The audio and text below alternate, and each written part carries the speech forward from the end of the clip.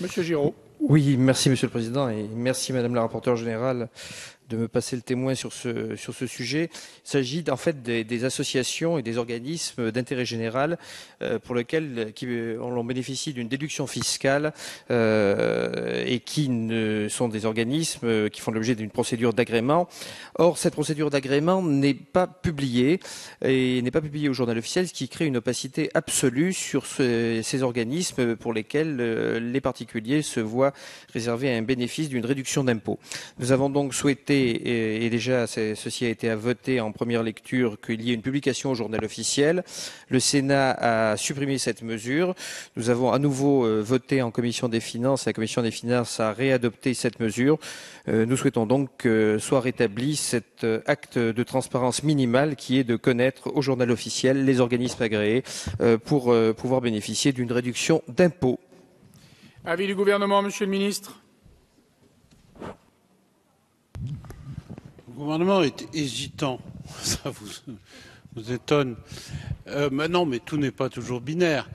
Le gouvernement avoue des difficultés techniques pour mettre en œuvre cette publication au journal officiel, non pas sur le flux, où on peut imaginer bien sûr le faire, mais sur le stock. Parce que sur le stock, des agréments ont été délivrés. Enfin d'abord, certains ont été délivrés après des demandes, d'autres, on connaît tous des associations qui considèrent qu'elles peuvent bénéficier du dispositif de crédit d'impôt, alors que ce n'est pas forcément le cas, parce qu'elles n'ont pas demandé de rescrit. On est dans des situations un peu compliquées. Je pense que cet amendement, s'il concernait le flux, c'est-à-dire les nouveaux rescrits demandés, oui, mais celles qui en ont bénéficié au cours de l'année antérieure, mais celles qui l'ont demandé, qui l'ont reçu, le rescrit. Donc, écoutez, le gouvernement pense avoir des difficultés techniques pour que l'administration puisse y répondre, mais après tout, l'administration doit se conformer aux vœux du législateur. Donc, le gouvernement est assez réservé et plutôt sagesse négative sur cet amendement. Voilà. Mais considère que, bon, on comprend l'esprit, sait qu'il y aura des difficultés pour l'appliquer, mais ne voudrait pas donner le sentiment qu'il donne des blancs-seings et qu'il va contre. Voilà. Bon, donc je serais rejeté que ça serait bien. Voilà. Monsieur Giraud. Un avis très clair. Après cet avis un peu normand, donc ni oui ni non, je ne sais pas très bien. Moi, je voulais simplement souligner qu'on est sur 2 milliards d'euros par an. C'est-à-dire qu'il y a 2 milliards d'euros par an de réduction d'impôts au bénéfice d'une liste d'organismes que personne ne connaît. Ce qui est quand même assez étonnant comme système. Moi, j'avoue que si nous étions dans une démocratie classique d'Europe du Nord, ce genre de choses serait déjà dénoncé par les citoyens, la presse et les parlementaires. Donc, je trouve qu'en la matière, la transparence doit être imposée parce que chacun va faire sa sauce, son marché. Vous le dites vous-même. Un organisme que finalement s'est dit, je vais peut-être pas le demander, ne va donc pas bénéficier de ces mesures indirectement. On est face à un petit peu un délit d'initié. Monsieur le ministre. Pardon, excusez-moi, mais c'est vrai que l'expression floue que j'ai eue pourrait permettre de... Enfin, n'est pas correcte. Disons clairement les choses. Présenter comme vous le faites, Monsieur Giraud, c'est un peu caricatural. Non, mais ça pourrait laisser entendre que l'administration serait laxiste et puis accorderait les déductions fiscales.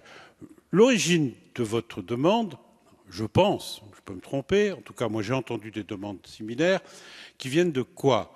Qui viennent du fait que certaines associations ont, si j'ose dire, enfin je vais essayer de ne vexer personne, ont fait appel à des dons en se réclamant d'un label de déductibilité et que lors de contrôle, l'administration s'est aperçue que les critères n'étaient pas respectés, que l'association n'aurait pas dû bénéficier enfin du moins que ceux qui avaient donné à cette association n'auraient peut-être pas dû bénéficier d'une déduction d'impôt. Il ne s'agit pas là de grandes associations qui en général font les choses, je dirais, dans l'ordre. Il s'agit plutôt d'associations locales et autres. J'ai eu des cas, y compris avant d'être au gouvernement, de ce type. Alors, la bonne foi des uns et des autres n'est pas toujours en cause non plus. Je veux dire, le donateur, lui, on lui dit vous aurez droit à une déduction fiscale de bonne foi, il donne. L'association en question peut penser elle-même qu'elle rentre dans le dispositif et de bonne foi, elle dit ceux qui donnent ont droit à la réduction fiscale. Et puis l'administration, dans sa grande rigueur, lorsqu'elle est amenée à vérifier la situation, ça peut être à diverses occasions, elle s'aperçoit qu'il n'y a pas possibilité normalement de donner cet agrément. C'est pas pour autant que l'administration fiscale va aller rechercher tous les donateurs qui ont déduit, parce que vous imaginez un peu le travail, d'aller écheniller tout ça. Donc, c'est pour ça qu'on encourage, dans ce domaine comme dans d'autres d'ailleurs, la procédure de rescrit, qui consiste à dire aux associations, attendez, vous devez demander le rescrit, c'est-à-dire vous décrire votre situation, votre activité, et l'administration vous dira clairement si vous avez droit ou pas à la déductibilité. Et c'est ce qui se met en place de plus en plus souvent dans un esprit de rigueur, qui est la rigueur normale que l'on doit avoir, s'agissant là de dispositifs fiscaux qui permettent de réduire l'impôt. Ce que je vous disais tout à l'heure de façon très maladroite, j'en conviens, c'était que ça voudrait dire qu'il faut demander maintenant à ce qu'on recommence systématiquement un peignage de toutes les associations, qui d'ailleurs peuvent avoir des situations qui ont évolué dans le temps, pour savoir si elles ont ou pas l'agrément d'un rescrit qu'elles ont ou pas demandé à un moment donné. Donc voilà, c'est ce qui me conduit à dire on est là devant une question assez difficile, que la solution que vous proposez nous paraît répondre partiellement à une demande légitime, et le gouvernement n'est pas chaud pour adopter ça dans la loi. Peut-être préférerait-il vous proposer lui-même des dispositions concertées avec l'administration, donnant les outils, les méthodes pour arriver à une situation à ce qu'un certificat en bonne et due forme permette de vérifier que chacun est habilité ou pas.